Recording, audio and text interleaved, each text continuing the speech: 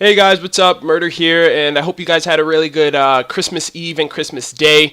For this is actually going to be a kind of late Christmas gift to you guys, just because I haven't really been on point with my Log Horizon reviews. The last one that I put up for my channel was on episode 7. Episode 13 comes out tomorrow, and I have watched episode 12 this past week, but I haven't had time to upload it. But this is going to be my episode 12 review, as well as slight recaps of episodes 8 through 11, so you guys have a gist of how I thought about the episodes. But just to let you guys know, next week, next Saturday, I am not going to be working on Saturdays anymore, to where I'm going to be able to bring you guys Log Horizon reviews, as well as the fact that I'm going to be bringing Kuroko no Basket to my channel. And that's basically because I wanted to review both of these animes on Saturday, but already because I'm struggling with Log Horizon, I didn't want that to be the case with Kuroko as well. So both of these I will be able to review and bring to you guys on Saturdays. So I hope you guys enjoyed that. Be sure to thumbs up, comment, subscribe, all that great stuff, and let's just get into the review. So for episode 8, I really like how Akatsuki got a lot of development with, her overall tactics of wanting to get stronger. She was in her first raid boss experience ever with the Maidens of Water Maple, dealing with that samurai person of the land with that cursed katana. She learned her teaching technique, which is a pretty sick shadow clone type jutsu thing going on. She got a phantasmal weapon from the shopkeeper, which also had a unique flavor text for her in particular.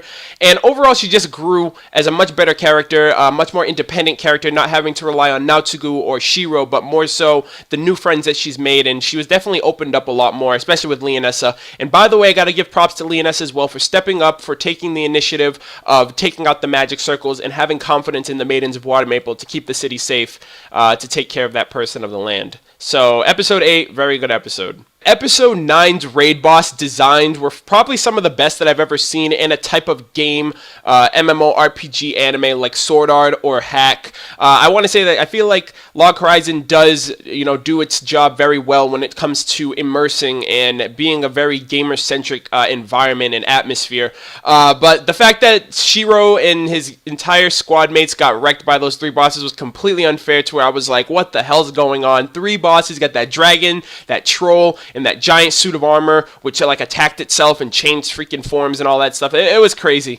But from the episode itself, I really like how it was a reciprocation of death and respawn, similar to what we saw with Akatsuki when she died from that samurai dude, but from the perspective of Shiro. And through that, we also learned a lot more about him from his death, of learning of his life of isolation, that he didn't really, he wasn't always very interactive with other people. He was very arrogant in his lifestyle, always pushing people away. His parents were always working, and he was just a very lonesome person until he found Elder Tales.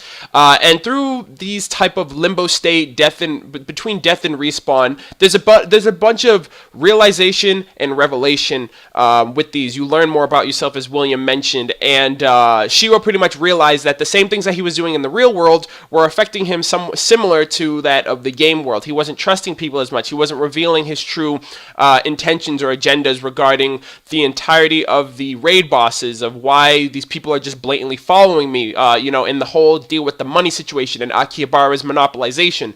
So learning more about that definitely gave a bit more depth and growth to Shiro, to where he's able to rely a lot more on his companions and trust people a lot more. So William, Massachusetts speech for episode 10. I can't tell you how heartwarming it made me feel and how proud I was to be a gamer when I heard his speech to his comrades of, not giving a damn what people think about you, having fun, meeting new people, and just pretty much relying on others, being supportive, and being a good friend and teammate. I've personally been playing video games since I was 4 years old. I'm primarily on consoles, but I do play some PC games from time to time. League of Legends, RuneScape, World of Warcraft, Guild Wars 2, and a few others. But those are the main ones that I stick to. And I can't help but agree wholeheartedly on a lot of things that he brought up, with particularly, you have those people that you bunch up with, and some people are in it for themselves, their self-interest of loot or or XP or gold or anything like that. And then you have the people that you meet and you really connect with and you play with and you talk to them in the game and then off the game, and you just build relationships with, and you learn to have friends and be a person. And that's something that I really resonate with. I don't have a lot of friends in my personal life that play video games or even watch anime and manga. So the fact that I make videos, reviews, and play video games in general on YouTube is something that is similar to the situation that William was in with not having real friends in real life, people calling him a no-life, this, that, and the other, not understanding him. So I definitely give props to William. He definitely went up in my book as a person, as a character, got a crazy amount of growth and respect from me. And I got to give props to Studio Dean. They just know their gamer-centric audience for this anime so well to where it resonated with me so much. And yeah, I definitely enjoyed and appreciated it. And then for episode 11, the rematch, the complete camaraderie and synergy of everyone coming together with their high-strung morale thanks to William and Shiro giving them news that they have a 15% rate, and they're like, yo, let's do this. We're going to freaking take down these bosses. And for the most part of episode 11, it was working out really well. And then Demikos comes through. He got a lot of growth, a lot of, development in this episode with, not necessarily just wanting revenge or just wanting to, be someone in the way of everyone is showing bravado and all that stuff. He actually, came through for his teammates. He helped Shiro get to the final gate door for the final raid boss. And, him and Shiro kind of cleared things up or resolved their issues in a very maturistic way. So episode 11 was also pretty awesome. And for episode 12, we got a lot of development. We have a lot of things to look forward to. We got a lot of information pertaining to the entire orchestration of what Shiro's Grandmaster plan has been, and we can definitely look forward to a lot of great things to come in the future episodes. So we find out Shiro's Grandmaster plan with monopolizing Akihabara, with wanting to go through this entire raid zone to where people don't even know what the hell they're after. And, even to some degree, we're out of the loop because we assume it's just, he's just after gold. He wants to buy more places in Akihabara. He wants Akihabara to be for himself. We find out that Shiro, the villain in glasses, has been making an attempt to return the natural structures of Akihabara, the field zones, and basically return the game itself to the original Yamato server itself. Up until now, we know that adventurers, for the most part, are able to buy land and claim it for themselves to where they have influence. Like, basically, Shiro's able to have a lot of influence in Akihabara because he has the guild halls.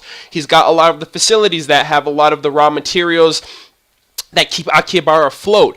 And up until this point, he's been buying a lot of that with his own money just for the fact that, basically forming the round table to hold things down so there's no misuse, so there's no outside forces that are trying to meddle with the affairs of the peacefulness of Akihabara.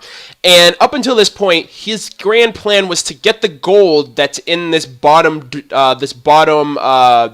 raid zone as a means to an end to resolve things peacefully, because the people of the land can't buy areas, they can't buy field zones and all that stuff, and they can't buy structures like the adventurers do. And Shiro thought, in hindsight, this is going to be a problem if it's not dealt with now. So his resolve for Kinju, because they were pretty much having a diplomatic situation, was that since this is the area where gold is both created and redistributed, it's brought back, he decided to borrow some of the money of this bottom raid zone, buy structures, and through buying the structures, return the land that is bought back to the Yamato server, and the gold that is used for that purchase returns back to the bottom depths. So that way it's not any type of misuse of gold, or Shiro doesn't get greedy, or this, that, and the other. So just that concept alone to resolve quarrels that happened in the past, and just give Kinju a type of understanding that, hey, I'm doing this for the benefits of everyone. I'm not doing it because I want gold. I'm not doing it because I want money and power and fame and all that stuff. I didn't see that coming, and it just shows you once again the level of strategy that Shiro has, not just on the battlefield, but in the sense of the economics and the livelihood of everybody in Elder Tales, or the no longer a game Elder Tales. So that was pretty interesting. It's crazy. So now he's borrowing money. He's buying structures, he's returning the structures to the game, and he's returning the money back to the depths, and it's just a vicious flowing motion cycle until everything is purchased and bought, which is insane. At the same time, the Abyssal Shift raid zone has been completed. Silver Sword has their names plaqued up like bosses. Demikos is also up there, which I was really happy to see Demikos up there. He was just looking up at it. He was like, oh my gosh, I'm actually a part of this. The first people ever to complete the raid zone.